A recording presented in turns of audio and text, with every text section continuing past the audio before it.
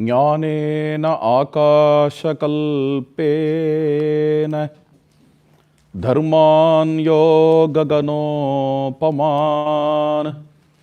ज्ञेया भेदेन सम्बुद्धः तं वन्दे द्विपदां वरम्.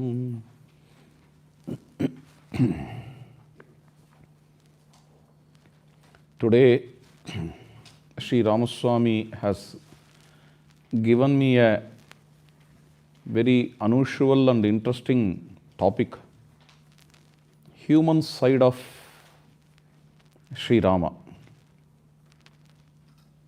human side of Lord Rama. The title itself is a kind of oxymoron. He is Lord and he has a human side. Okay, basically he is Lord. He has a human side.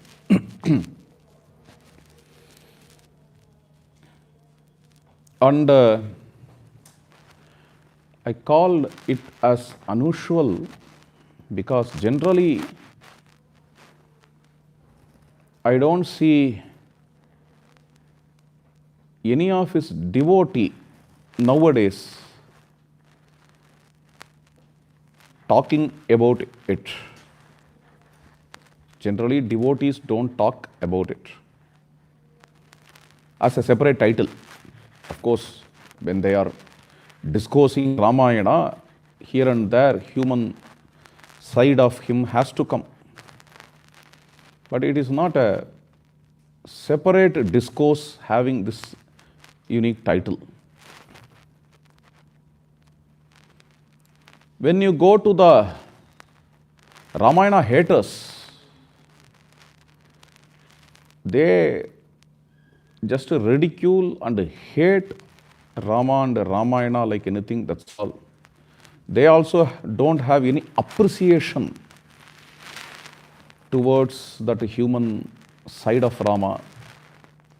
They don't see the human side of Rama with a devotional eye. I see only these two kinds of persons. But this is a very, in that way, this is a unique lecture where accepting or understanding Rama to be the divine, being a devotee, seeing Rama, we appreciate the human nature of Rama, human side of Rama. I think the title is human side, right? Human side of Rama. Okay. And this is also Valmiki style. Okay. Gradually, this human side of Rama, in due course of time, it disappeared. Okay. Probably the literary works before the great poet Kamban, like Kalidasa, Bhavabhuti, Murari, a little after Kamban too, like Bhoja. Okay. To me, Kamban belongs to 9th century. Okay. There is a debate. To me, he belongs to 9th century. Therefore, I bring Bhoja little later to Kamban. Okay.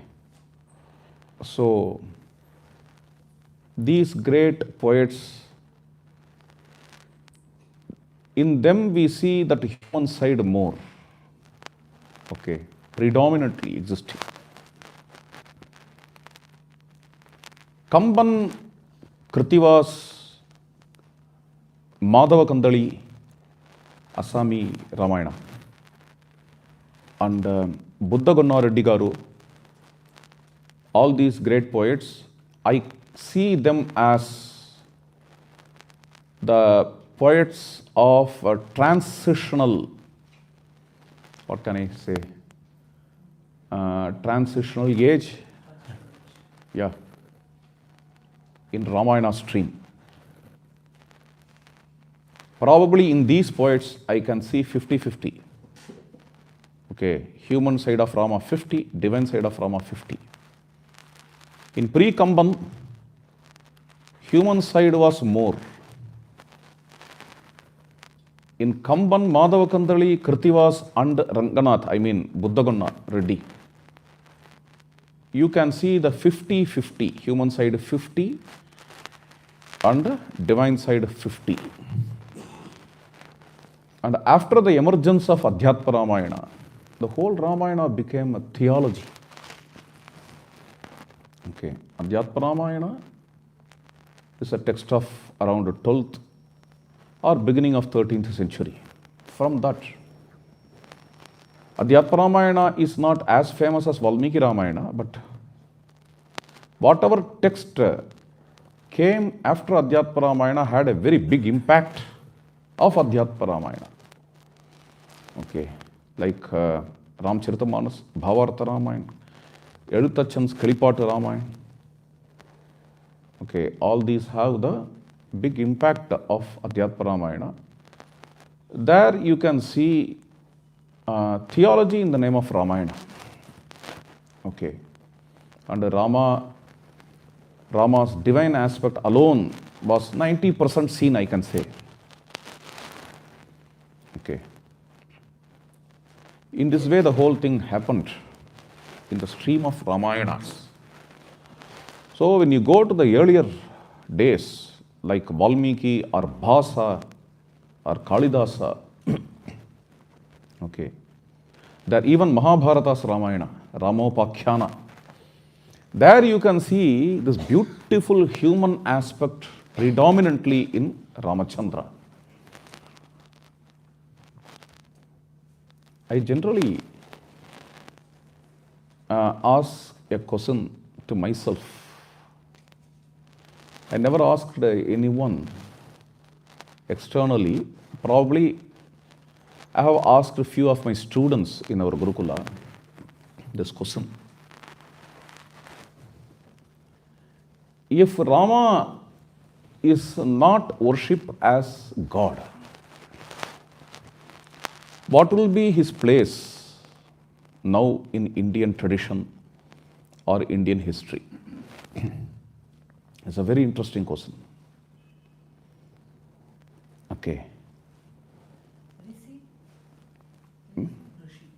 Yeah. So this question, for this, she has given an answer. Rishi, she is telling. Rishi, she means a great soul. Okay. For this, we have the answer. Because before the transitional stream, before the theological stream, there was a heroic or heroic, is the correct pronunciation? Heroic, okay. Heroic stream of Ramayana, starting from Maharshi Valmiki to Murari. I don't say that they did not recognize Rama as God. If someone tells like this is wrong. Valmiki never said that Rama is an incarnation. Only Tulsidas and Kamban brought it. This is wrong, absolutely wrong. Okay. Even the heroic stream authors, the oldest available literature about Rama also tells us that Rama is God incarnation. Okay. Why available? The oldest literature, I can tell you, that is Valmiki Ramayana. Some people, some so-called scholars imagine, please understand, imagine that before Valmiki, some folklores, some stories were existing. Never. Because all others, they refer to Valmiki as their original. Point number one. One or two exceptions can be there. Okay. Point number two, Valmiki never referred to anyone. And by reading Valmiki Ramayana, we thoroughly understand that Valmiki is the contemporary of Sri Ramachandra, leaving no scope for some folklore which was existing before Valmiki. And nobody said at any time in the stream of Ramayana that before Valmiki someone had created Ramayana and all. Okay. All these things are a construct. I will be talking about that construct. I will be talking about the narrative tomorrow. Okay. Today, let us confine to the subject. Interestingly, starting from the stream Valmiki's epic up to Murari, the heroic stream which I am talking, in this heroic stream, also they recognized Rama to be the Godhead, incarnation of Vishnu. Maharshi Valmiki himself says this several times. Jagya Vishnu Sanatanaha, Rama is Vishnu incarnation. Adidevo Mahabahu Harir Narayana Prabhu Sakshad Ramo Raghusreshtaha Sesho Lakshmana Uchyate. Sakshat Narayana came as Sri Ramachandra. That's how he concludes the epic. And also in between Bhavan Narayano Devaha, Brahma extols Rama as Narayana. And Hanuman also in a context says, Punareva Tata Srashtum Shakto Ramo Mahayashaha. Rama is capable of creating the world after destroying it. This is what Hanuman says. Toi Devavare Rama, you are the greatest among the gods, Shabari says. So before going to the human aspect, human side of Rama, let us see in what are all the places Maharshi Valmiki calls him as God. Okay, just giving some examples. Okay. And Vyaktamesha Mahayogi Paramatma Sanatanaha, Rama is the eternal Paramatman. In another place, Valmiki says. There are several places. Still, human side of Rama is predominant in Valmiki, Vyasa, Kalidasa, Bhavabhuti and Murari. That has to be noted. That cannot be ignored. Okay. What Rama worship we have now, probably considering his divine side, is 90%, okay, of theology or divinity of Rama. That is how we see in him, 90 or 95%. We see him as the Godhead, ultimate God. Okay. This kind of theology has started from Adhyatma Ramayana. Adhyatma Ramayana, Ananda Ramayana, so on and so forth. And this kind of theology has its seed incumbent to whatever we have the full-fledged form of worshipping Rama. Okay. And full-fledged form of worshipping Rama means Rama's mantra, Rama's tantra, Rama yantra, all these things, whatever we have now. Okay. Even before the emergence of all these things, Rama was appreciated by India and also Asia. That's a very interesting thing. See, there are some hagiographies which proclaim Shivaji Maharaj as the incarnation of Shiva. Do you know about it? Yes, Mahipati calls Shivaji as the incarnation of Lord Shiva.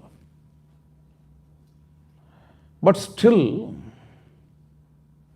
the full-fledged worship of Shivaji as Shiva has not emerged, has not come.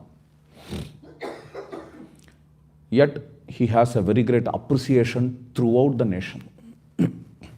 Even if you go to Chennai, there will be a Kalikambal temple where they say that he worshipped that Kalikambal. He came.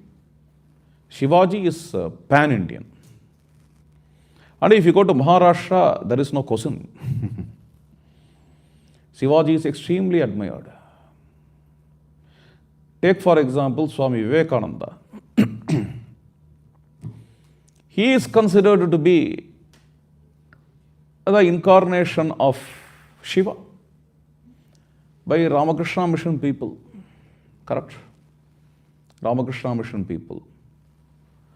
And others also who have admiration to Vivekananda, generally, they don't refuse or vehemently reject this incarnation aspect of Vivekananda.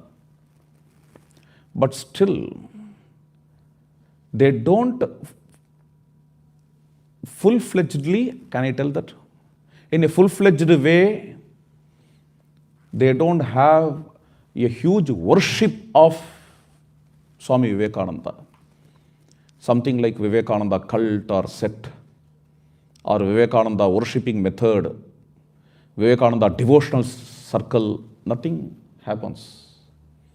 Still, Vivekananda continues to be a very great admiration here in the world. In the same way, for several millennia, Rama continued to be a very great admiration. Even before the emergence of this full-fledged kind of Rama worship. Please understand. Even before the emergence of full-fledged kind of Rama worship, Rama continued to remain as an admiration in Hindu traditions. Okay, this is a very important thing. Therefore, even if this kind of full-fledged worshipping tradition would not be there, I strongly hold that admiring him, his admiration will continue in Hindu traditions, no doubt. It's not that only because he is a god or godhead, he is admired up to our times. Even in our own times, you take, Buddhists have admiration to Rama. They never believed in the ultimate God at all. But they have an admiration to Rama. They have their own Rama Katha. Tripitaka. In Tripitaka is not an ordinary scripture. It is as important to Buddhists as the Vedas are to Hindus. In Tripitaka, Ramachandra is referred by Buddha. Buddha talks about his own findings. Sarve Kshayanta Nichaya Patana. Exact shlokas found in Valmiki. These shlokas are found in Valmiki too. Sarve Kshayantaha Nichayaha Patananta Samuchrayaha Sanyoga Viprayogantaha Maranantancha Jeevitam. Several shlokas the Lord Buddha is giving. Okay. And these shlokas are found in Valmiki Ramayana too. Buddha is not just chanting these shlokas. He clearly says these shlokas, Ramachandra gave these shlokas to Bharata. Ramachandra is giving advice to Bharata, and there he gives these shlokas. This is what Buddha says in Tripitaka. Tripitaka is the primary source of Buddhism, for your information. And because of this vital reason, up to our times, Buddhists have an inclination, reverence towards Ramakatha. Jains have an inclination towards Ramakatha. They have their own version of Ramayana, Paumacharya. That's fine. And they don't believe in the ultimate God, but they honor Rama. And if you go to Indonesia, okay, Indonesia is you can see the largest population of Muslims in Indonesia. In the whole world, the largest population of Muslims belong to Indonesia.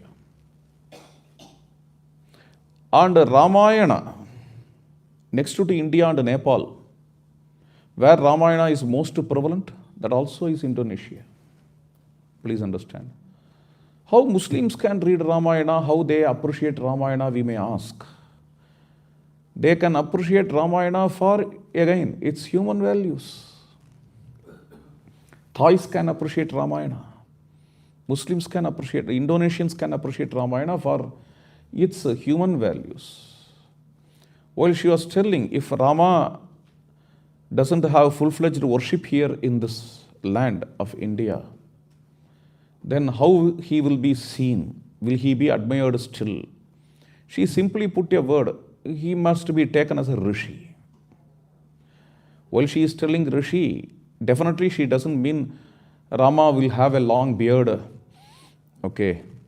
Also will have a yoga stick, yoga danda. Not that kind of rishi she is pointing out. Her tone, I understand. Rishi means a great soul. See, I know a Muslim poet of Pakistan, I have forgotten his name. He calls Rama as Bharat ke Imam. Yes. He's a very famous poet. I think he is considered to be the spiritual father of Pakistan. Yeah, I've forgotten his name. Somewhere I saw. Yes, Iqbal, yeah. I don't know anything about him, but I saw somewhere he calls Shri Ramji as Bharat ke Imam. That much I know about him. Okay. Huh? Imam-e-Hind, yeah. So, whether the full-fledged worship of Rama is there or not, he continues and will continue to exist as the admiration of millions here. No doubt.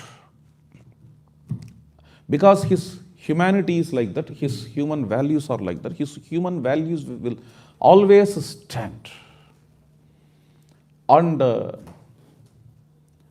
somewhere in this flow of Ramayana, for some vital reasons, I am not going into the detail of it, for some vital reasons, some great souls of those eras had strongly felt the need of the full-fledged worship of Ramachandra. That is how the full-fledged worship of Sri Rama came. If you archaeologically explore, please understand me, if you archaeologically explore, there are some books.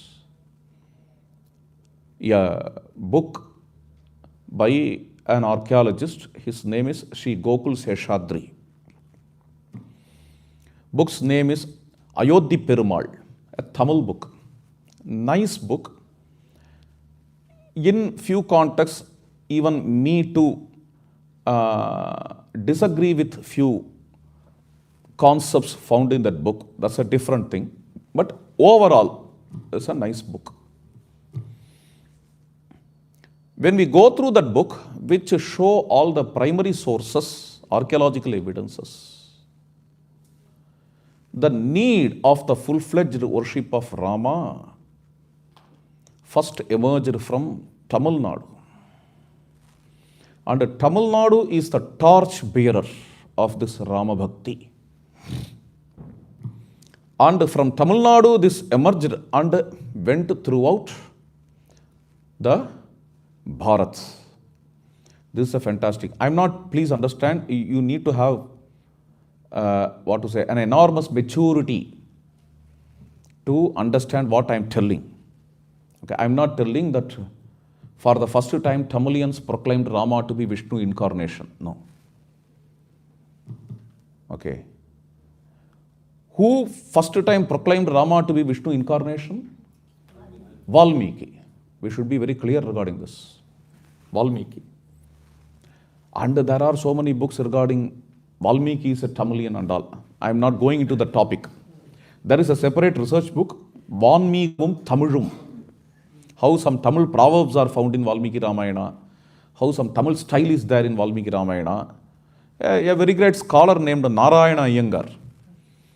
Okay, he wrote a fantastic book, Vanmeegamum Tamilum. Okay. And there is a very great, exploration. He is a very great scholar. He does all these things. Whether his idea is right or wrong, I'm not going into it. That's not my topic here. Okay. But coming back to this point, this Rama Bhakti in its full-fledged way, Rama worship I can tell, instead of Rama Bhakti. Okay. Rama Bhakti is as old as Valmiki. Okay.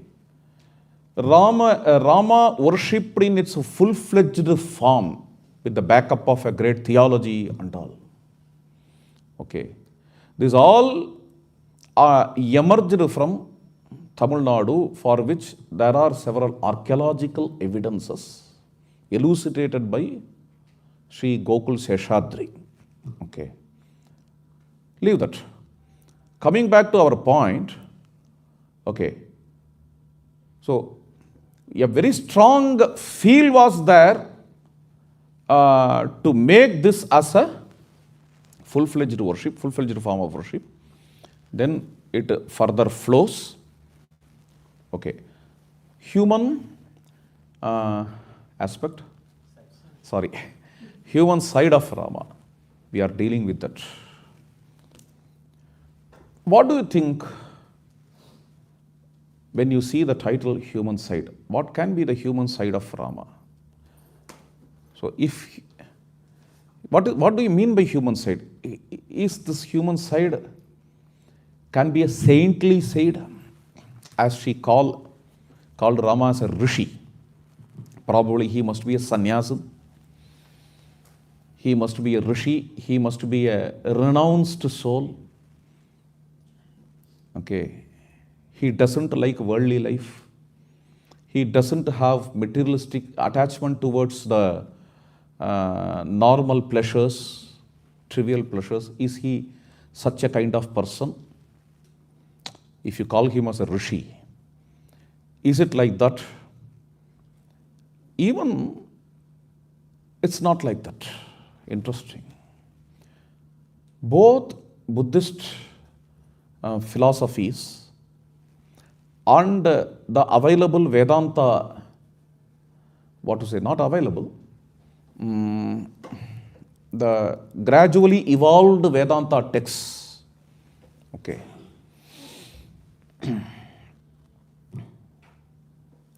they condemn mainly 6 kinds of human passions. Okay. What are they? This is called as Arishadvarga. Correct?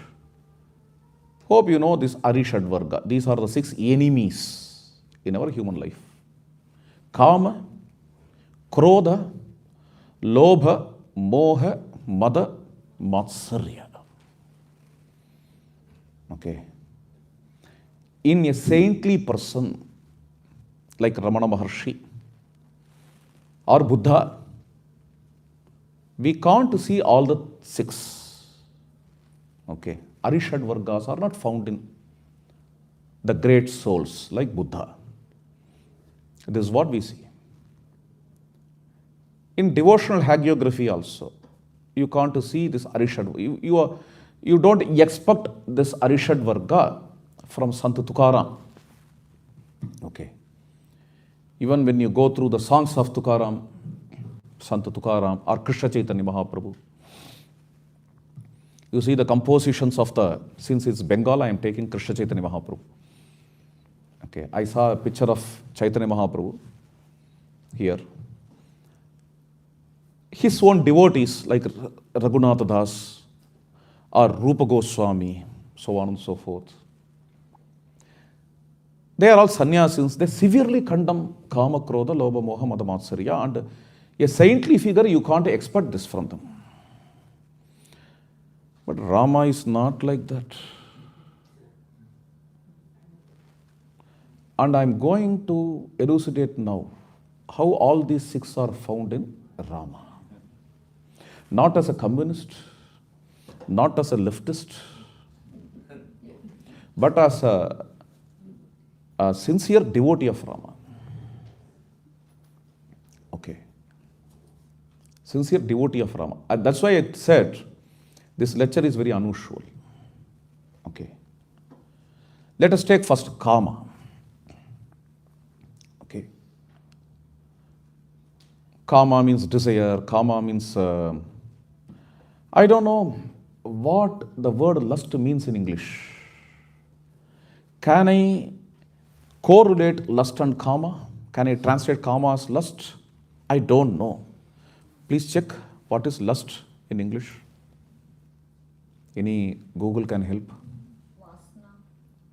We can see the Google meaning. Intense sexual desire. Okay. Not just sexual desire. Is it intense? Intense, yes. Okay. I'm not talking about intense, but a kind of loving desire. Okay. Love or desire, a feel for a woman or longing for a woman. That can be here taken as kama. It need not be intense. Okay.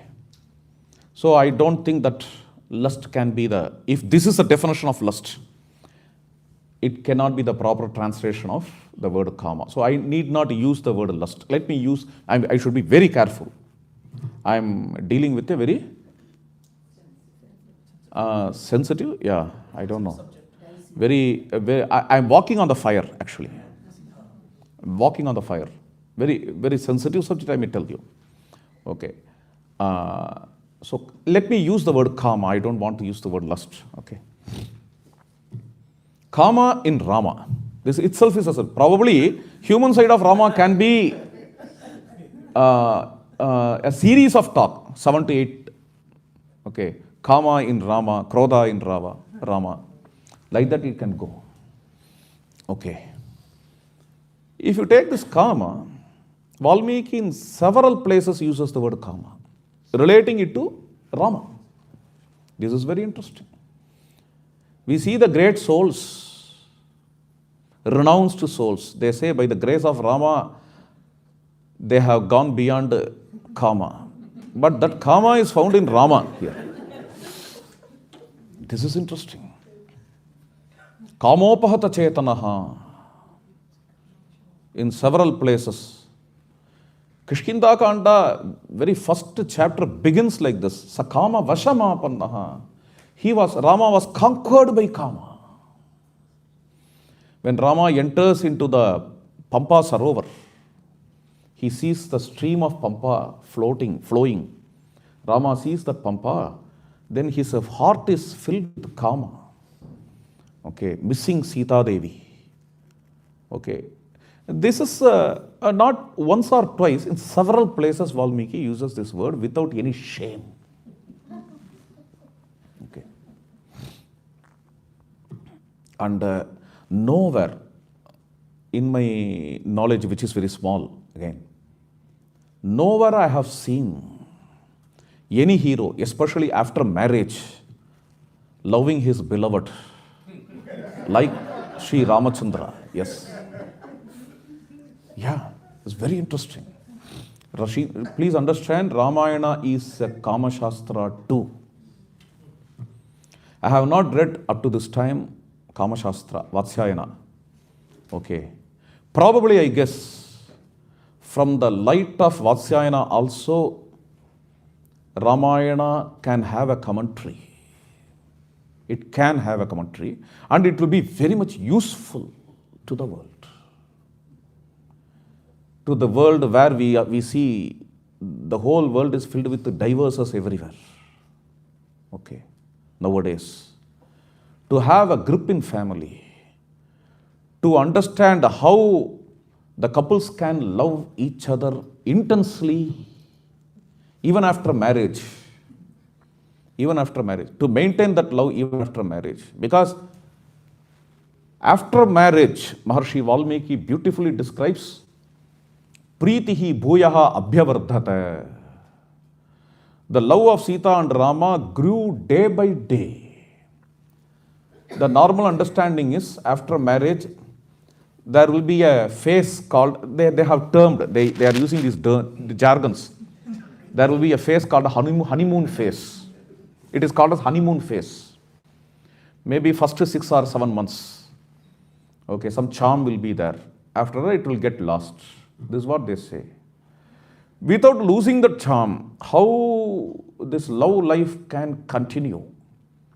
For this, Ramayana can be very much helpful.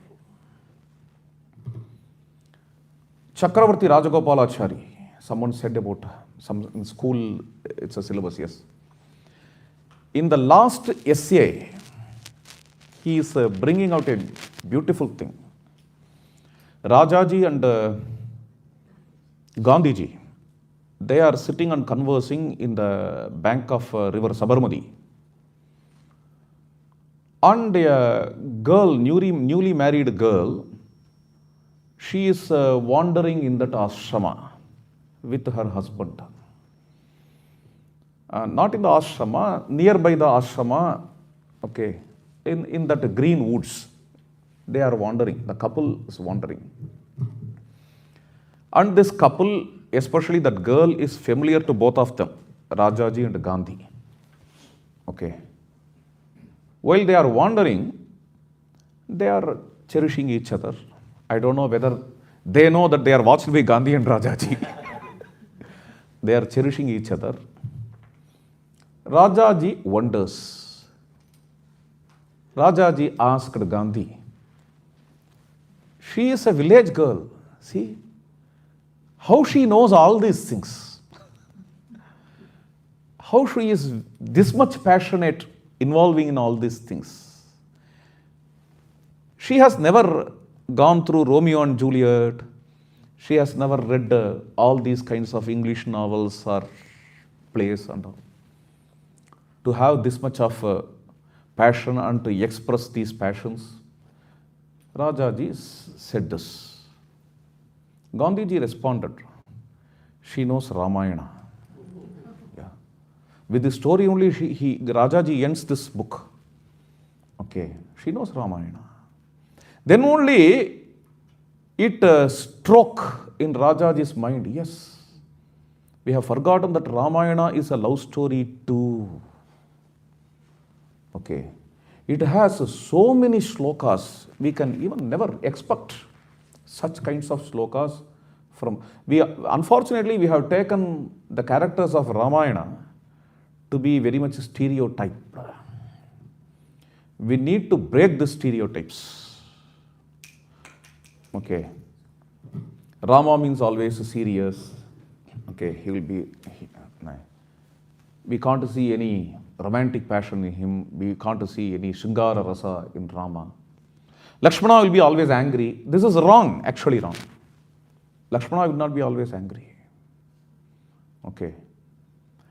First of all, we can't bring these characters into any particular stereotypes. Okay. Dasaratha means he has to be always weak. Always crying, always. Bharata also. Bharata will be always crying. Okay. He will be always crying. You see the serials? He should always cry. Okay. Especially our Tamil Sampurna Ramayana movie. They selected such a kind of person for Bharata role who can always cry. Who is best in enacting? Cry. Okay. We can't have these kinds of stereotypes as characters in Ramayana. Ramayana is not like. To choose the actors for Ramayana is very, very tough. Even that great Ramanand Sagar showed only the softer side of Rama, not the valiant side of Rama, not the valorous. That's something different, something extraordinary. And I'm not blaming him because you can't find an actor at all to show both. If you have to choose some softer side actor, you can choose only Arun Govil as a kind of person. Okay. If you go to some harder side actor, he may not show the softer side. What to do? Poor director. Therefore, finally, he had chosen Arun Govil, and Arun Govil enacted wonderfully the gentle side of Rama very nicely. Even at the time of war, Khara, Dushana, the war with Khara and Dushana, there also Rama will be always smiling. If you see Arun Govil, he will look very pavam, okay. Even the time of war. This is very difficult. You can't choose a person who have all the, who is holistic. Very tough to choose the heroes of Ramayana and even villains of Ramayana like Indrajita, Ravana. It's not that Ravana means he has to be always angry. Again, another stereotype.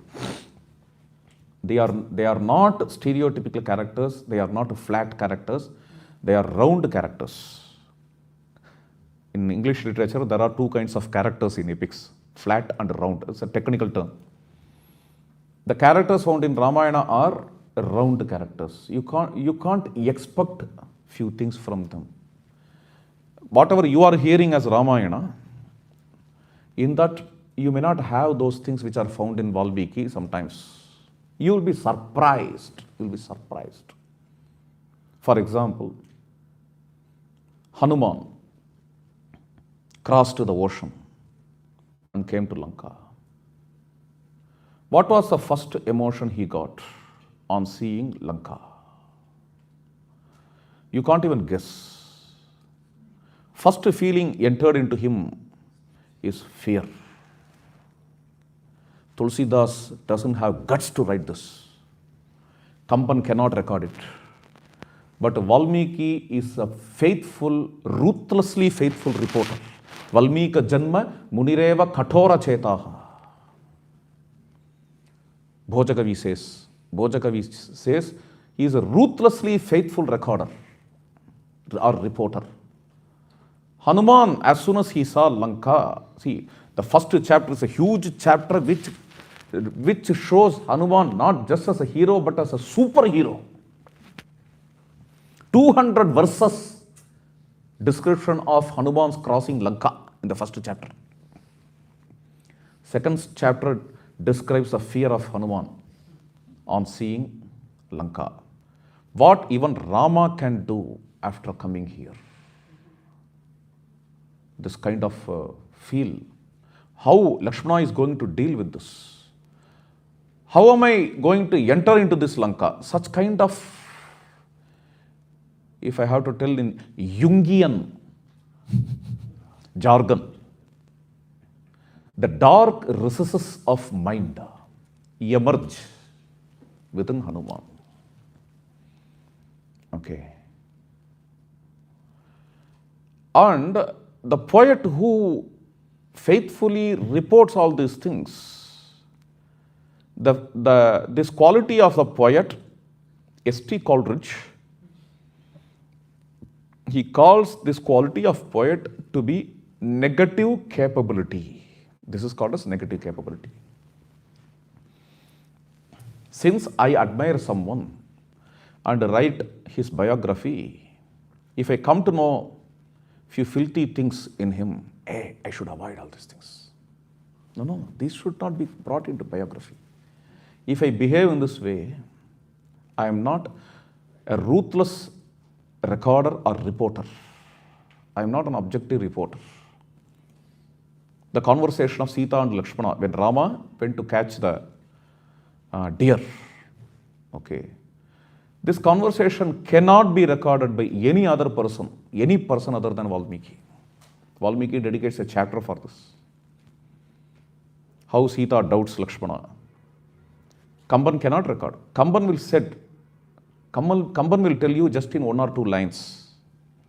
Sita spoke harsh words to Lakshmana. That's enough for Kamban.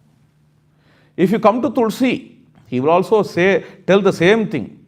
Sita will talk harsh words to Lakshmana. That Sita is also not real Sita, is a magical Sita, Maya Sita, illusory Sita. Okay. Real Sita cannot talk ill of Lakshmana. Finished. This negative capability belongs to Valmiki. His duty is this. Brahma ordered him to record whatever he sees. And Brahma also said to him, Natevag adrita kavye kachidatra bhavishyati. You will never lie in your literature. Then the whole record, whatever he sees, he records. He is a rishi and not a bhakta. Tulsidas is a bhakta. It's not that Rishitva is not found in Tulsidas and Bhakti is not found in Valmiki. Again, they are not stereotypes. It's a very big topic, I don't know. Let me I can cover, I don't know.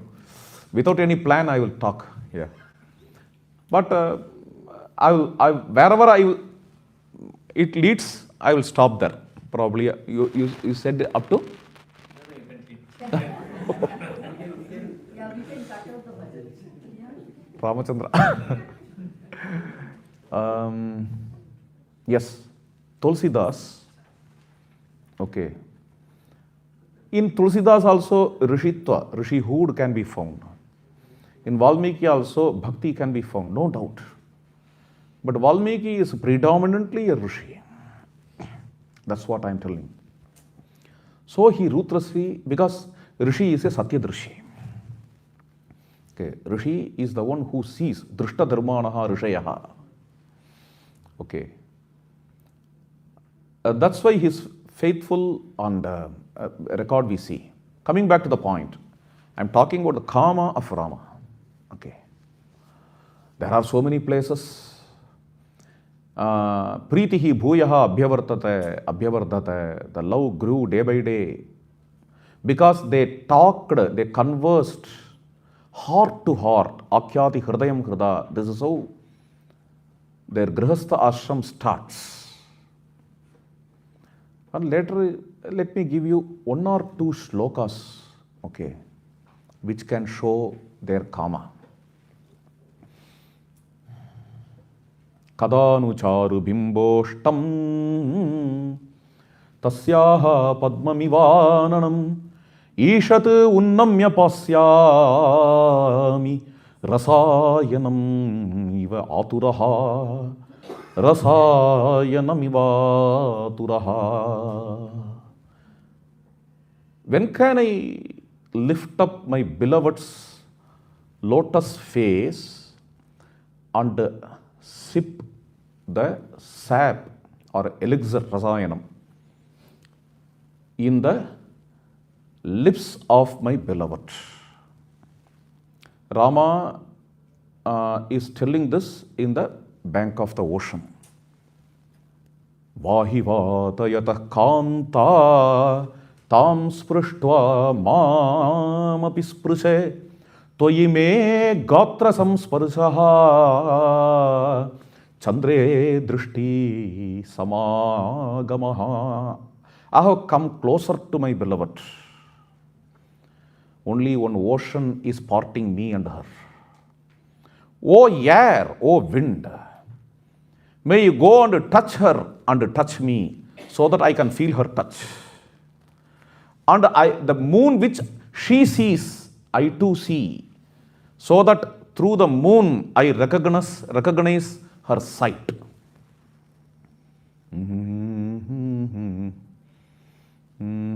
Avayoho antare antaram praptaha parvataha saritaha haropi narpitaha kanthe sparsa samroda bhiruna.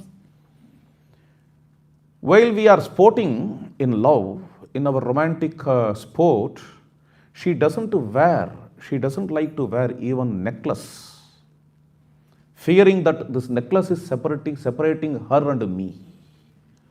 And now, in between me and her, this huge ocean, various streams, all these things, all these trees, all these things have come. These are very few examples from Valmiki Ramayana. Okay.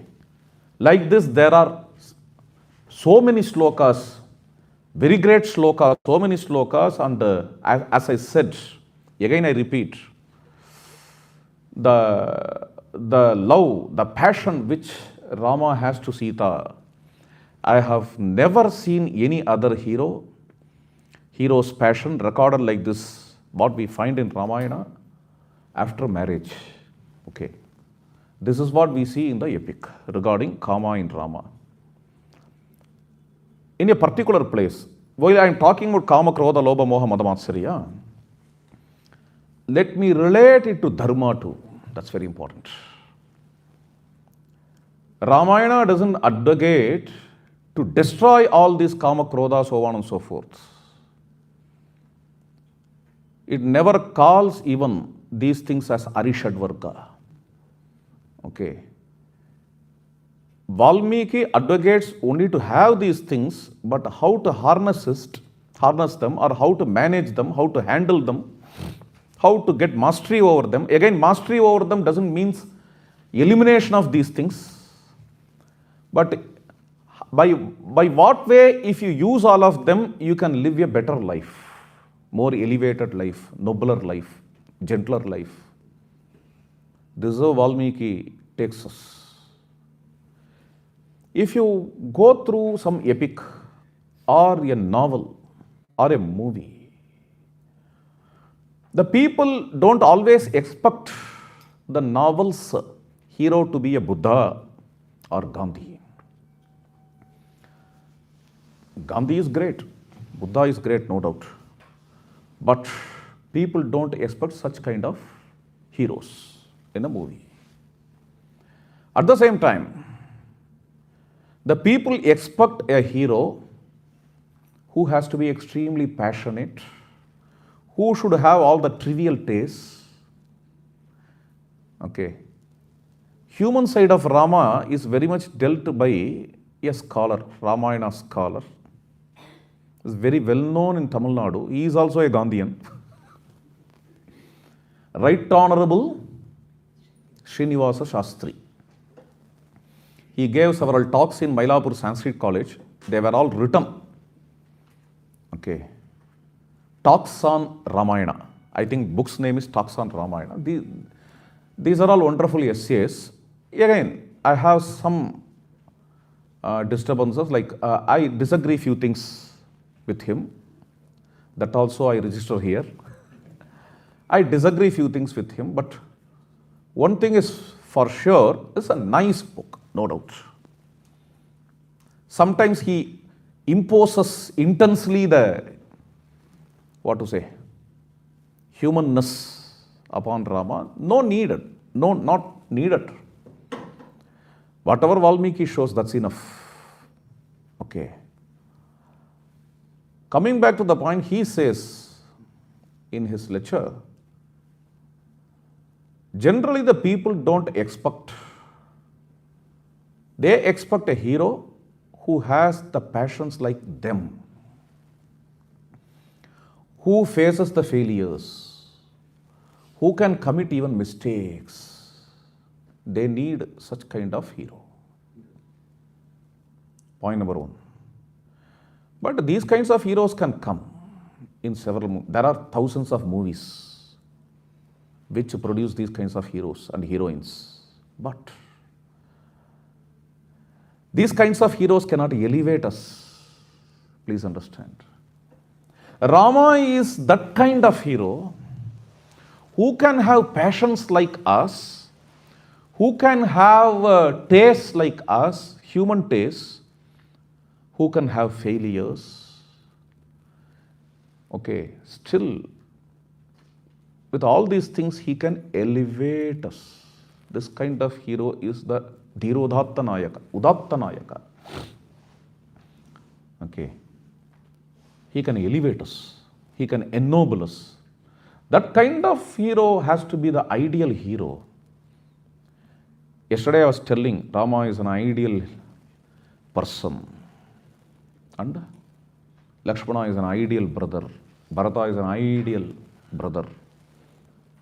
Sugriva is an ideal friend. Guha is an ideal. All these things I said. But this ideal is not utopian. Please understand. I didn't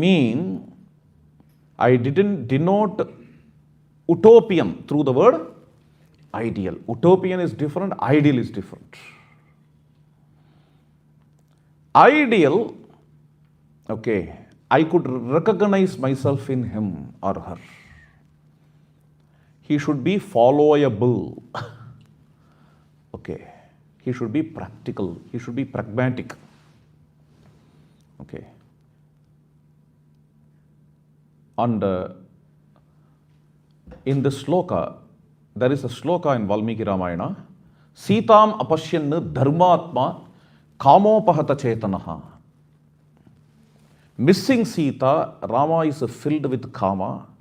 That great Dharmatma is filled with kama. Missing Sita, that great Dharmatma is filled with kama, Valmiki says. There, the Vyakhyanakara, the commentator, comments. Commentator here is Govinda Raja. There are several commentaries for Valmiki Ramayana. Govinda Raja is one of the most important commentator. He brings a Purva Paksha. He puts forth a question. How Dharma and Kama can go together? Valmiki is bringing here an oxymoron. Dharmatma kamopahata chetana. How it's possible? Then he quotes a shloka from Bhagavad Gita. Dharma viroda. What is that shloka? Dharma viroda. Yeah, you are all Gita scholars. Please quote. Please. Yeah, Dharma viruddhaha bhuteshu kamosmi bharatarushabha. What a great, wonderful shloka this is. Among the bhutas, among the things, I can tell in that way. Among the things, I am kama, which is not against dharma. Okay, I am kama that doesn't contradict with dharma. A dharmic kama, for which Tiruvulluvar has given a separate section. Kamattupal, I think. Deliberately he brings that Sanskrit word kama when there is already a Tamil word inbam. Inbattupal is nice. Even for dharma, he doesn't use the same word. He calls it as arattupal. He takes a Tamil word. But when it comes to kama, he uses the word kama. Why? Because inbam is more connected to the delight in general, while kama is more connected to this conjugal male-female love. Okay. Tiruvulluvar insists that in Kamattupal. Please understand. Why? Because he respects it. He knows about the liberation. He knows about the moksha marga. He knows adhyatma. In fact, last 50 poems of Arattupal, please go through that in Tirukkural.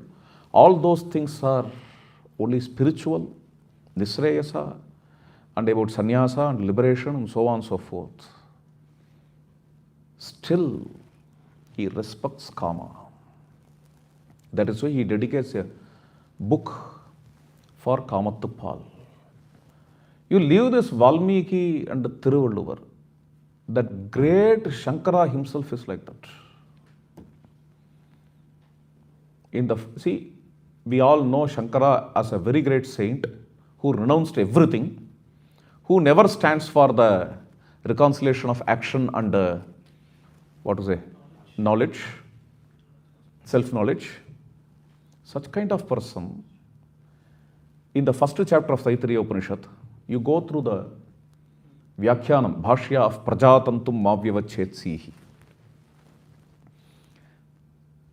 Okay. Prajatantum Mavyavachetsi means don't break your Prajatantu.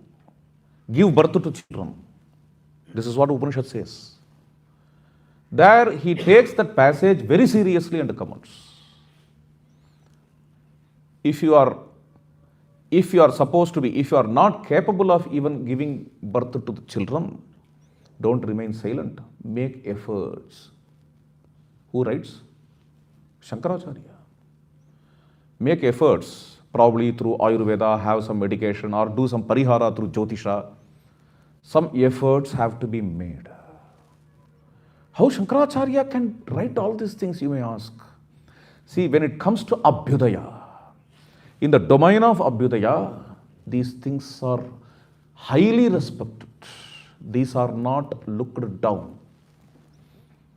Based on Abhyudaya, Shankara is commenting the first chapter. Therefore, Prajatantum he doesn't take in a very trivial way. Please understand. If even Shankaracharya can give such an importance to this progeny, so on and so forth, why not Rama? Ramachandra is meant for Abhyudaya, Ramachandra is meant for Grihasthasrama. Okay, he's moving with the family, he's moving with the society. So, it's a very interesting expression. What is that? Dharma viruddhaha bhutanam kamosmi bharatarshava is quoted here. Sita mapashyan dharmatma kamopahata chetanaha. Okay. Kama upahata chetanaha. Rama's heart is shattered by kama. That dharmatma's heart is shattered by kama. Valmiki is the expression. Okay. Now, after kama, let us come to krodha. You can see Rama's rage in peak in few places.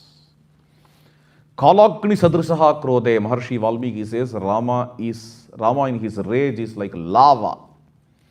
Kalagni sadrisaha krode. You can see in his warfare, especially in the war with Khara and Dushana, war regarding Ravana, war also with, not war, while encountering the Samudra Raja, in several other places you can see that rage of Sri Ramachandra.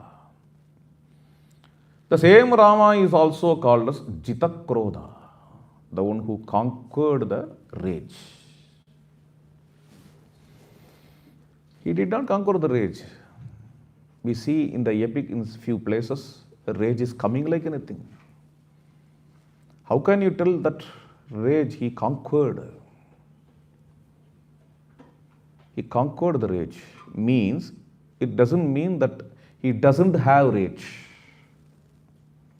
In another place, Maharshi Valmiki carefully makes a statement, not Jitakrodha, Sthanakrodha. He knows where rage has to come. His rage is not unnecessary, amogha krodha. Okay. His rage is not unnecessary. His rage is not asthana, irrelevant. That kind of rage he has. Okay. The rage comes only to establish dharma. If dharma has to be established through rage, then rage can come. This is very interesting. And dharma is related to empathy too. Due to empathy, rage comes. See? How? Let me tell you. Today morning we saw two examples. Matalestu, mataler na tathatmanaha. When Ravana is hitting Rama through arrows, even there Rama did not become angry. But when he started to hit Matali, the charioteer of him, he became very much enraged. This is what we see with Rama. See, this is a kind of empathy. He could empathize the pain of Matali. The same way, when Rama is lifted by Hanuman, when Ravana is shooting the forehead of Hanuman, always in several other places, Valmiki says, Krodam aharayamasa. Rama invites Kopa. Rama invites rage. My dear rage, please come. When he invites, rage will come. Then he will tell, okay, your job is over. Thank you. Please go away.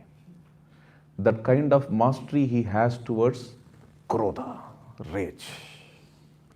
In fact, in another place, the same kind of mastery is described in Rama with kama also. Even though Valmiki uses these words like sakama, vashamapannaha and all, he deliberately comes under the control of kama. Deliberately, in some places. He knows. He allows kama to control him. Please understand. But Valmiki is very clear in several places, like na shokena vasidati dushkaram kritavan ramaha. in few other places too, that he always has a mastery over kama. If he wants, kama can come to him. If he wants, krodha can come to him. Rage can come to him. Krodham aharayamasa. He invites krodha to him. But this is the only place in Ramayana. While Hanuman was hit by Ravana, there Ramachandra says, doesn't tell anything. Valmiki says, Krodasya vasham ye ivan. Rama came under the control of rage to fight against Ravana. Okay, this is the thing. So, Krodha, rage is due to empathy. Rage is due to dharma. We can learn from Rama's kama and Krodha too. Karpar Irama Piranayallal Matrum Karparo, the great saint of Tamil Nadu. Hope you may be knowing this name, Nammalvar. Okay.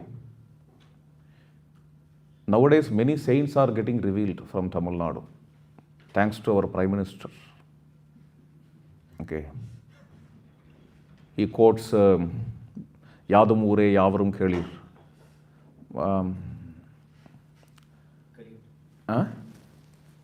Punguntranar, yes. And he also talks about Subramanya Bharatiyar.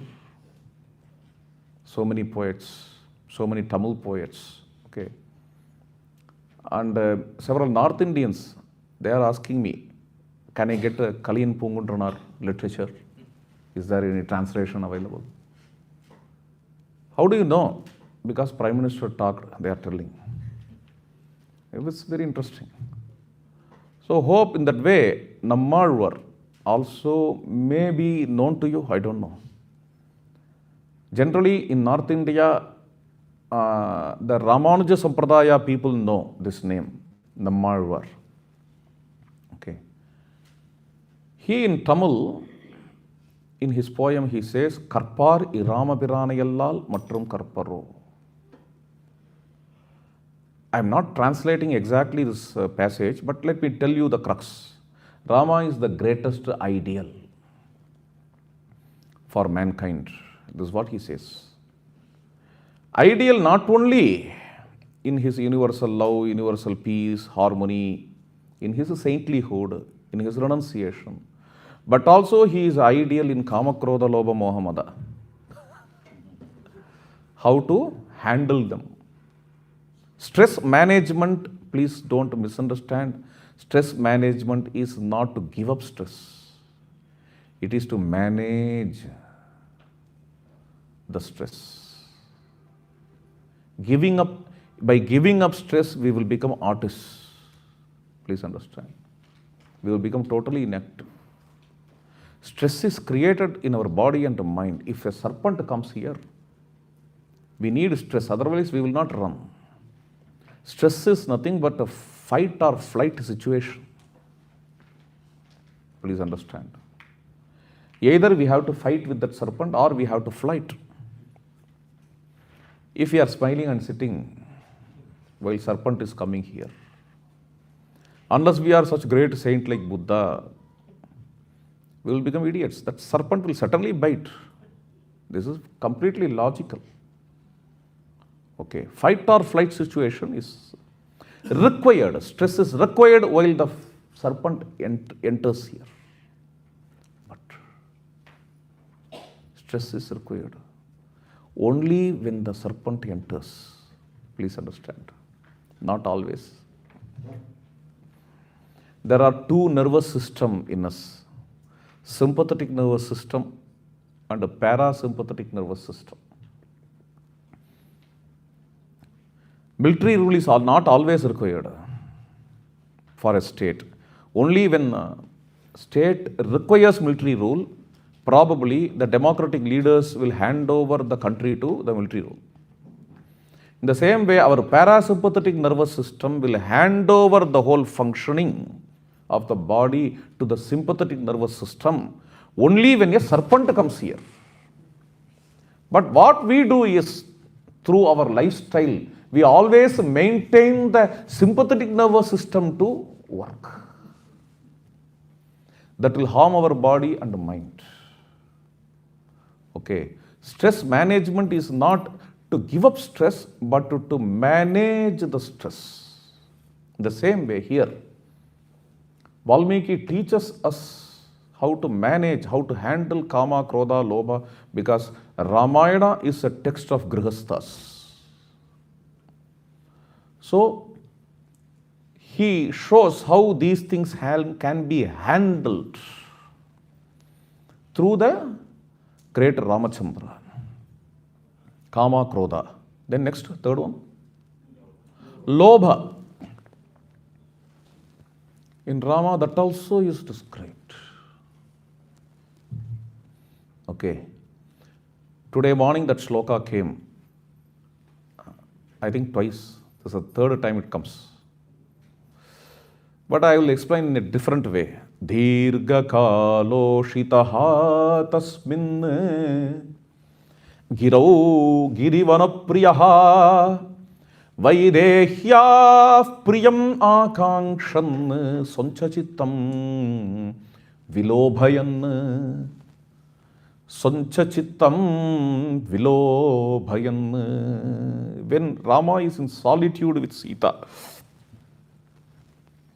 in the same Chitrakuta mountain which we saw morning, he spends in nature for a long time, dirgha kalo shitaha, without any gadgets. He is very comfortable. Without all these things. He has lot of time for romantic passion because these things are not there.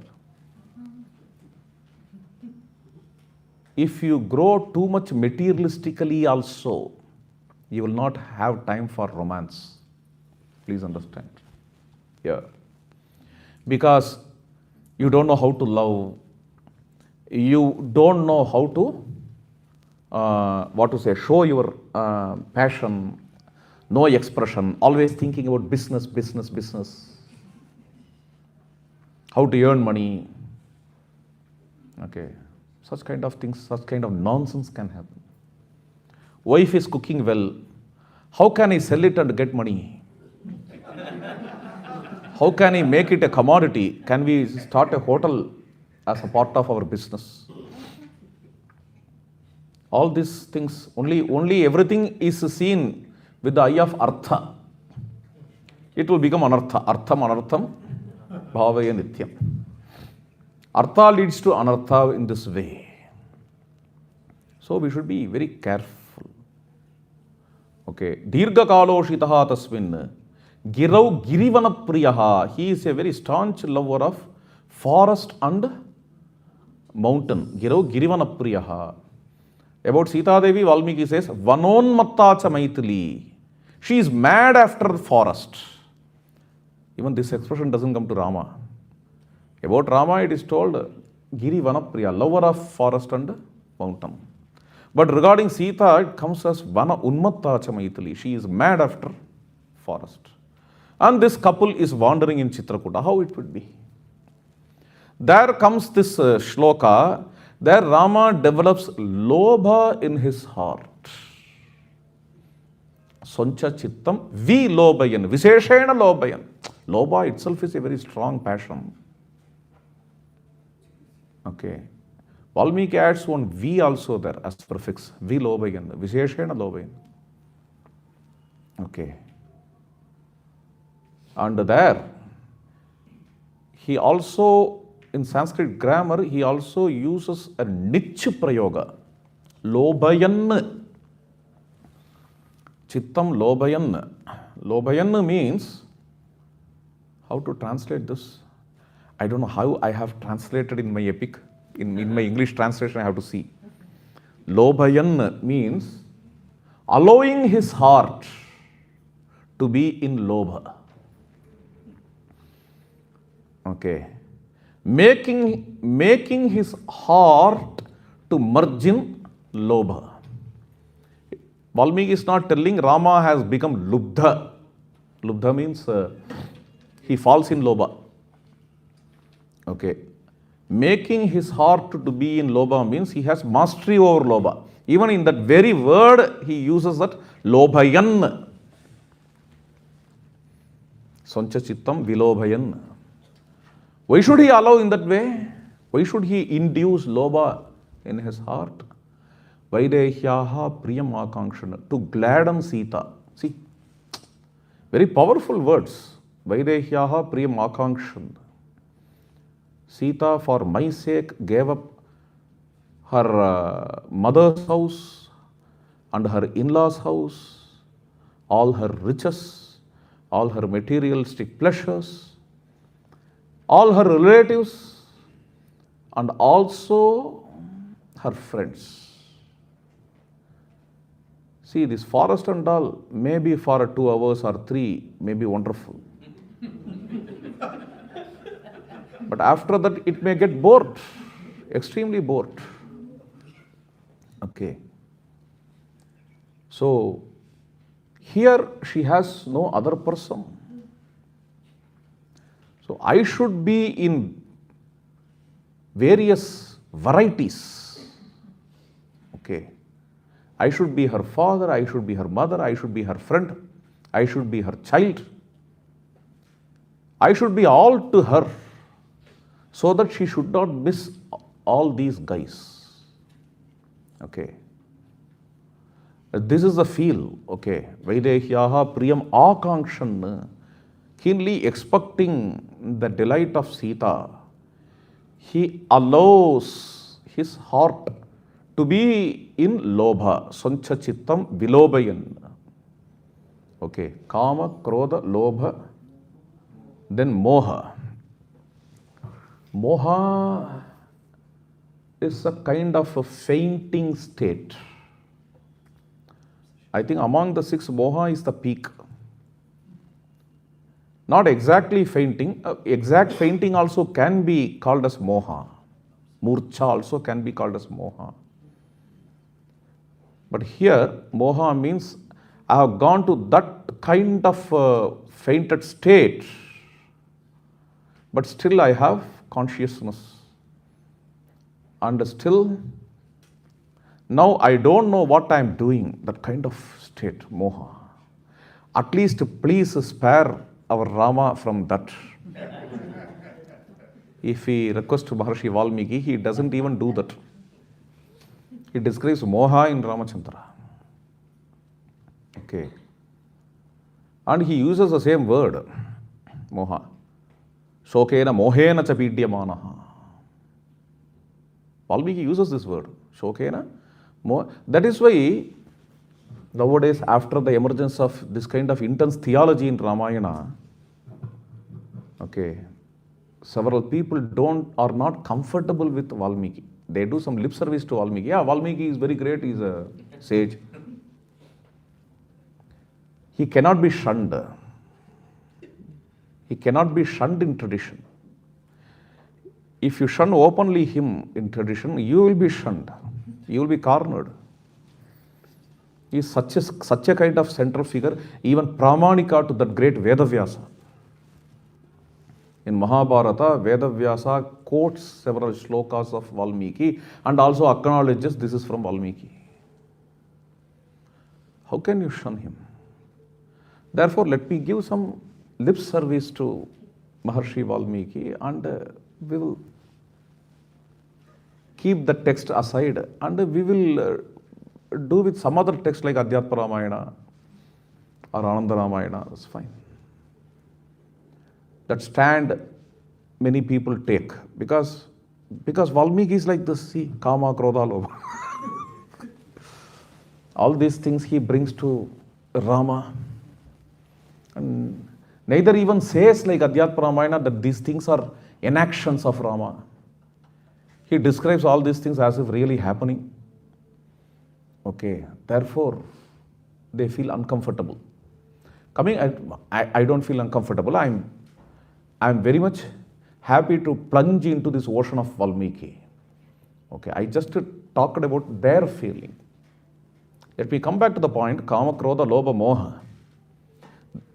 Regarding moha, I want to tell one thing. Ramachandra, on seeing fainted Lakshmana, cries.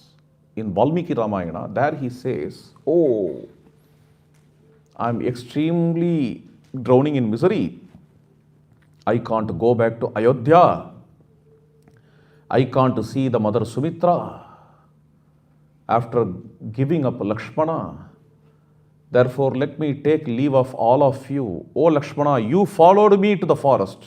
Let me follow you to the heaven. I can't live without you. Now I am going to leave my body. This is how Rama is lamenting in front of Lakshmana. All got discouraged.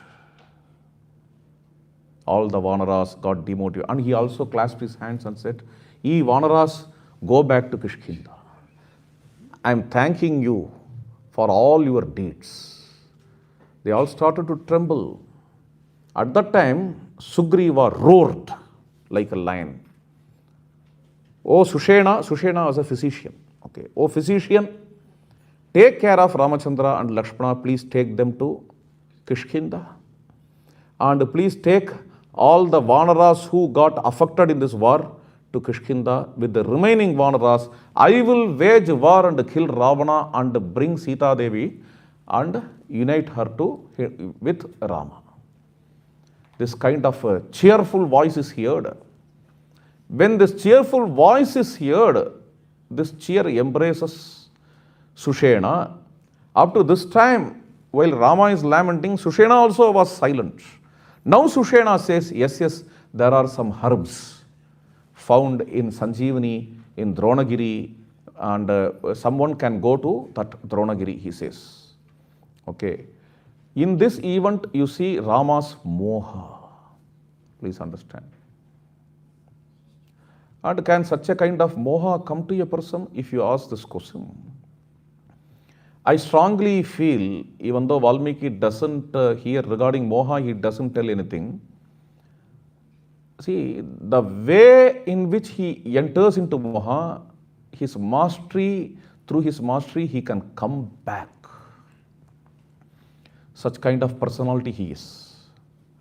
Even regarding moha, he has mastery. Please understand. Okay. Here, fortunately, Sugriva is found and he roared, therefore he came back. I intuitively feel that even without Sugriva, he can come back. The same way, while missing Sita, somewhere he started to lament like this. Unbelievable. Oh Lakshmana, please go to Ayodhya. My story is ending here. This is what he says. And Lakshmana consoles, he came back. It's okay, fine. But even without Lakshmana, he can come back. He is Swatasiddha Purusha. Okay. Let me give you an example regarding Hanuman. Hanuman could come back by himself.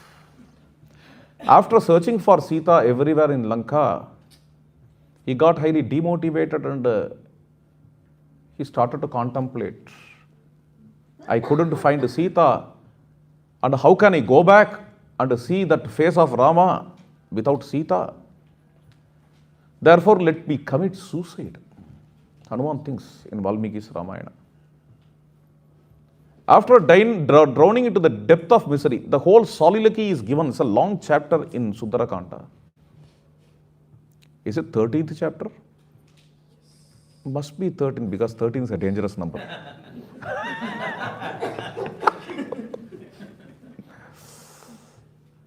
And the danger has to be conquered. See, the 13th chapter just not ends with the danger engulfing Hanuman. The same chapter, when it comes to the final portion of the chapter, which has around some 70 to 75 shlokas. 75 means a big chapter. At the end, Hanuman resolves, no, I will stay here and find Sita Devi. He comes out of that ocean. Okay. You know Dale Carnegie? Is very, very popular book. No, that's more popular, of course. How to stop worrying. How to stop worrying and start living. There he says, when some problem comes, you should go to the a maximum level of it. Tomorrow what will happen to me? Today I have lost my purse. Tomorrow what will happen to me? Tomorrow my whole business may get lost. So you go to the maximum level of that problem and analyze.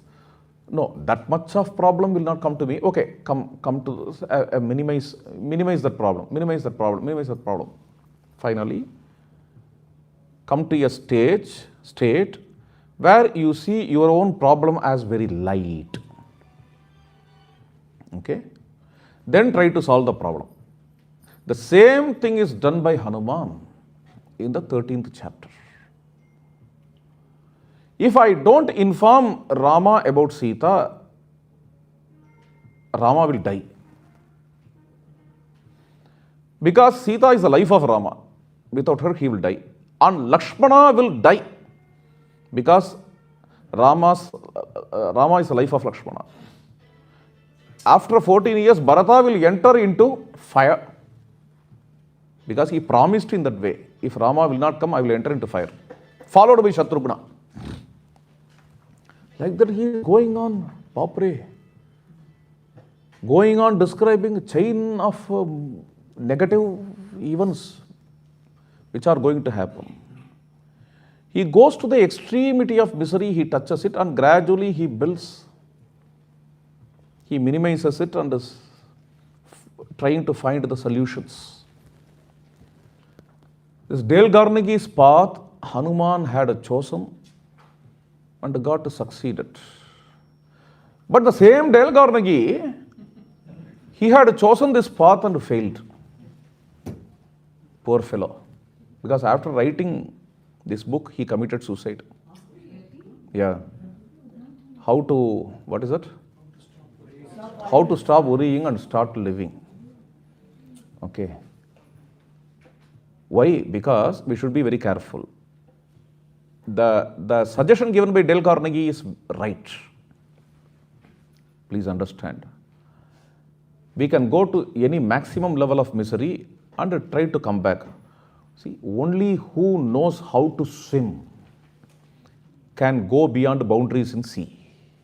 Others should not. So, by seeing Hanuman, can we try? Yes, if you are capable. Hanuman can go to that level. Since he has mastery, he comes back without the help of even Lakshmana or Sugriva. No one is there in Sundarakanda with him.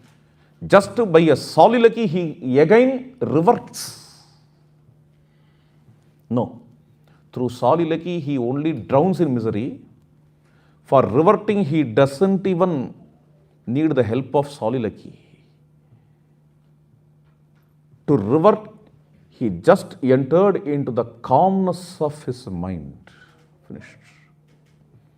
For a fraction of a second or for few minutes, he contemplated on his mother. That is the divine mother. That is Sita Devi. Devyai cha tasyai janakatmajayai. So with the grace of Sita Devi, he did not soliloquize here. With the grace of Sita Devi, from the depth of that ocean of misery, he just climbed and came back. Okay. So, if you have that intense devotion, you can come back. Okay. Coming back, the mastery over moha, please understand, can help. Can come out of this moha also. Okay. Mother, next. Mother, how to translate? You may call it as arrogance or ego. A positive side of mother is pride. If you want to call in a positive way, it is pride. The same word, garva, is a negative word in Tamil, is a positive word in Hindi. In Sanskrit, the word garva is used in two ways, positive and negative. गर्व से कहो मेरा भारत महान. Okay, if you translate this in Tamil, செருக்குடன் சொல், India ஒரு பெரிய நாடு, என்னுடைய இந்தியா பெரிய நாடு. This is a wrong translation, please understand. Not செருக்கு. You have to translate பெருமையுடன் சொல். It's பெருமை, not செருக்கு. In Tamil, செருக்கு and garva go together. But in Hindi, garva is pride. The exact translation for pride in Tamil is perumai. So, mother has two dimensions, arrogance and pride. Gambiraha Guda Garvascha, among the Udatta Nayaka Lakshanas, one of the Lakshanas is pride. Gambiraha, Rama is deep and grand, and Rama is proud. Guda Garvascha.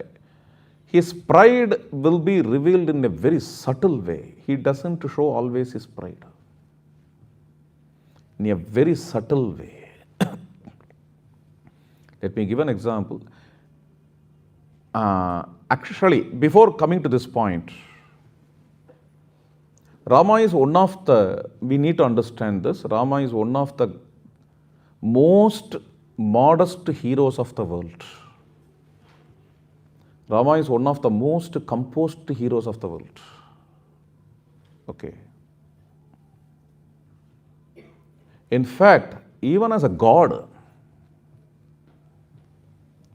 Rama is less talkative about his own greatness. Generally, when you see the commandments or Quran or even Bhagavad Gita, Bhagavan will always, many times he talks about him. Okay, he has to talk, otherwise we will not understand. Manmana bhave, madbhaktaha, madhyaji, mam namaskuru. And this aspect is very much missing in Rama. If you concentrate on Valmiki Ramayana, of course this aspect, Tulsidas felt how nice it will be if he incorporate this aspect to Rama. He added this aspect to Rama, fine. In Kamban and in Valmiki, this aspect is very much missing. Point number one, Rama never talks about him a lot. Point number two, in the whole epic, epic is about him, epic is his life history, yet in the epic, he talks less. Not only about him, he talks less. He is not a talkative person. Shakto na bahubhashita. Okay. Na viruddha katha ruchihi. He is not interested to talk much. Okay. Of course, in a normal conversation, he involves himself. That's a different thing. But he is generally a man of action. He is not interested much in talking, doesn't mean he is very moody type, he will not talk to any other person. It's not like that. You see, in the beginning of Kishkindha Kanda, around some 7 to 8 chapters, the friendship of Sugriva and Rama is described. If you carefully read these chapters, you can understand a very, very interesting thing about Rama. Sugriva will be going on talking. Rama will be comfortably sitting. He will never talk. Probably for 10 verses, Sugriva will talk. After that, only one verse Rama talks. Again, Sugriva will start to talk. He will be going on talking. Rama will be sitting and passionately listening. He listens a lot. And sometimes Sugriva will tell. Sugriva doesn't know much about Rama. Okay. Sugriva says to Rama, my dear Rama, soham sabhajyo bandhuna. I am fortunate to have you as my friend. And I am honored. Then he looks at Rama's face. Rama's face is serene. He just smiles in a gentle way. Then Sugriva is little bewildered. Then he says to Rama, you are also fortunate to have me as well. And you will know it gradually. He says to Rama, you will know it gradually. And generally, I don't have the nature to talk a lot about me.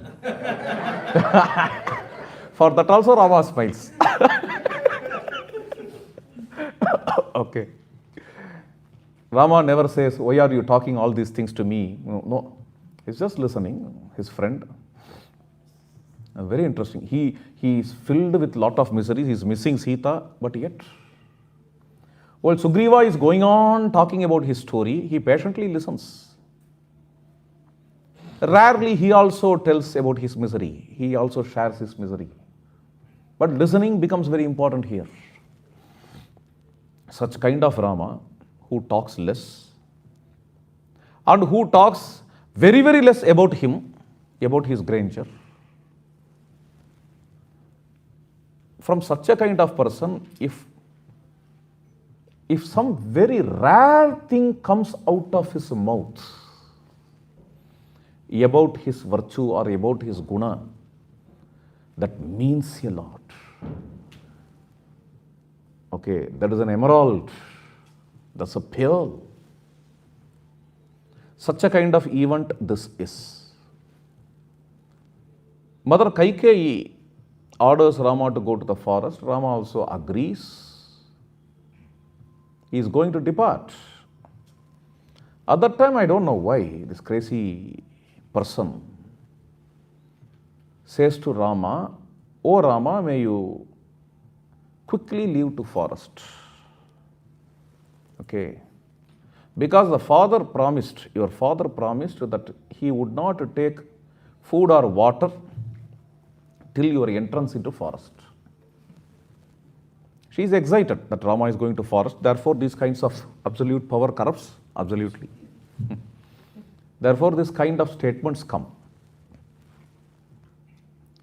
Up to this time, Rama was very normal. In fact, may you go to forest when Kaikeyi says, when Mother Kaikeyi says, Rama took it in a very polite way, very gentle way. Here Valmiki gives a small twist.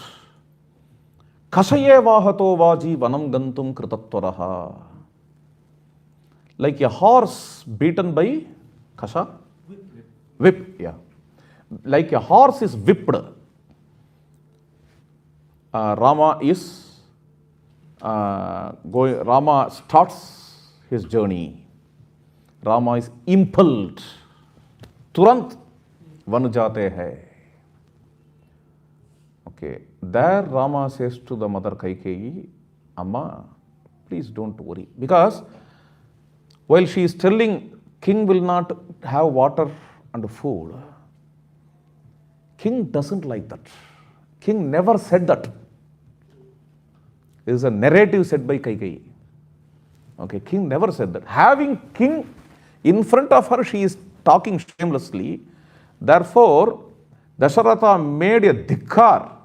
Fie! He cried. And he was about to fall. Then Rama came and Rama made him comfortable. On seeing this, Rama said, we will take care of the king. May you go quickly.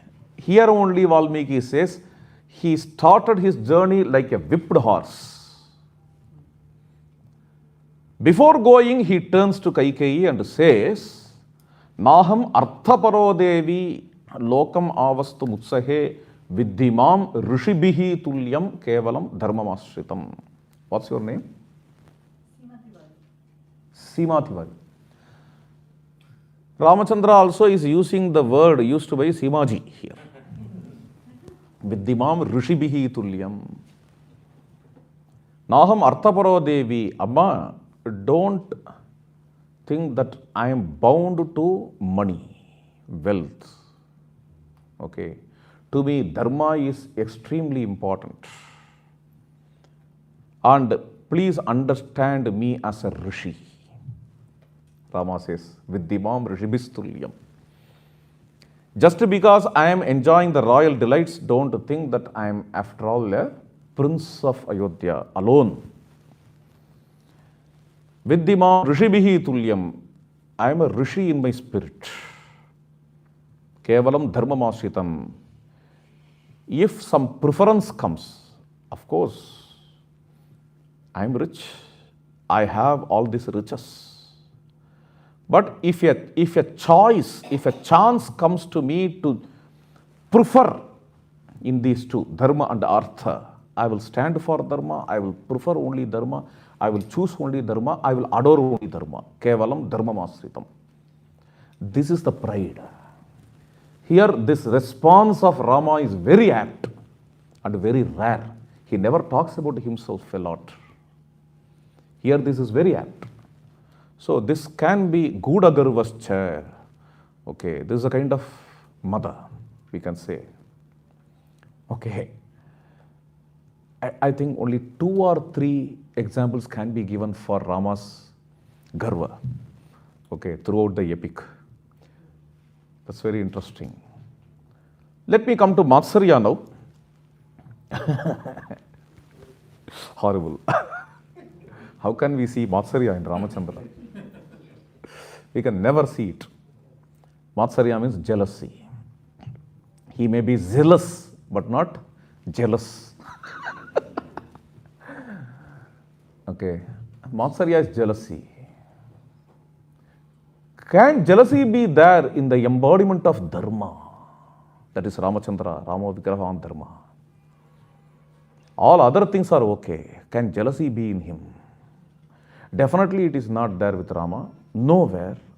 Nowhere he is jealous of anyone. But a very soft side of this Matsarya can be called as envy in English. Okay. In some places, envy can be seen in a positive way also. Please understand. Okay. Envy can be used for dharma also. Extremely rare. Let me refer to you two episodes in Ramayana. While he is suffering in Rishyamukha mountain after the coronation ceremony of Sugriva, Rama says, Imas pita gunaha varshaha sugrivaha sukhamasnute vijitarihi sadarascha rajyecha mahati sthitaha aham tu hritadarascha rajyacha mahataha chutaha nadikulam ivaklindam avasidami Lakshmana. See these grains. They are prosperous like Sugriva, who attained his wife and wealth. And I am like this river in rainy season, which has various whirlpools and which has various dirts, missing my wife, not regaining my wife. I am suffering here in Rishyamukha. I am just translating the shloka. Sukhi bata sabaryascha bharataha. Not only with Sugriva. In Ayodhya Kanda, after giving Anugya, after allowing Sumantra, not even allowing, after giving a send-off to Sumantra. Sumantra is the last person who followed Rama up to the forest. Okay. While people are sleeping, he left all of them in the bank of river Tamasa. And he, only with Lakshmana and Sita and Sumantra, he came to forest. He hugged Guha. And after that, he got into the boat and he took leave of Sumantra too. Ya Sumantrena Rahita. Now, nobody is there with Rama at night. This is the first night in the forest. Filled with darkness everywhere. Ramachandra is sitting all alone. Even Sita is asleep. He is talking to Lakshmana. Ditiyam me antaratmanam. Lakshmana is the second soul of Rama. Ditiyam me antaratmanam. Okay. Lakshmana is the life of Rama. There, again, Valmiki and Valmiki alone, he brings the dark recesses of mind of Ramachandra. Okay, such a wonderful chapter. Several things Rama is talking. Will Bharata take care of Mother Kausalya? Going on talking so many things. Okay. And no wise father can give up his son like this. Nowhere he said like this, okay, to the people or Sumantra, here in this bank of river Tamasa. See, the father did not give him up. He only came to the forest. That's fine. He is not talking about that. He is talking about the swiftness of Dasharatha in giving pratigya to Mother Kaikeyi. Will Mother Kaikeyi finish my mother in the kingdom? These kinds of dark recesses in the mind engulf. He reveals all these things to Lakshmana. There comes a verse, Sukhi Bhata Sabaryascha. Now Bharata succeeded, and Bharata not even succeeded. Bharata is happy with his wife and he is going to get crowned. And now I am in this deep woods. Is a shloka here. Okay. I think only these two shlokas I can quote for envy of Sri Ramachandra. Okay. And in these two shlokas, I see his Kalyana Guna. Okay, here. Rama is far excellent, even as a human being. Even as a human being, he is far excellent. No one can come even near him, even in Ramayana characters. Even Bharata cannot come near him, leave alone of Sugriva. Okay. That great Bharata. Bharata says to Rama, in fact, Gatim Kharaiva Swasya Hamsasyevacha Vayasaha Nanvetum Utsahe Rama Tava Margam Arindama. How a donkey can run like a horse. How a crow can go to the heights of a swan. Like that, I feel difficult to follow your course. This is what Bharata says. Such a power excellent hero of the epic. He takes Bharata and Sugriva to be his equal. This is the Saulabhyam of Ramachandra. Because unless you take someone to be your equal, the unconscious envy cannot come. Please understand. A small boy cannot be envious to the Prime Minister of India. Cannot. Okay. This small boy can be envious to another small boy only. And a very big person, a Prime Minister cannot be envious to this small boy. Cannot be, can never be. But Sri Ramachandra, who is par excellent, he considers these persons as equals. That is how we see this envy. That itself is a greatest. Sugriva or Bharata are fortunate. Because Rama is tasting the envy of them here. Okay.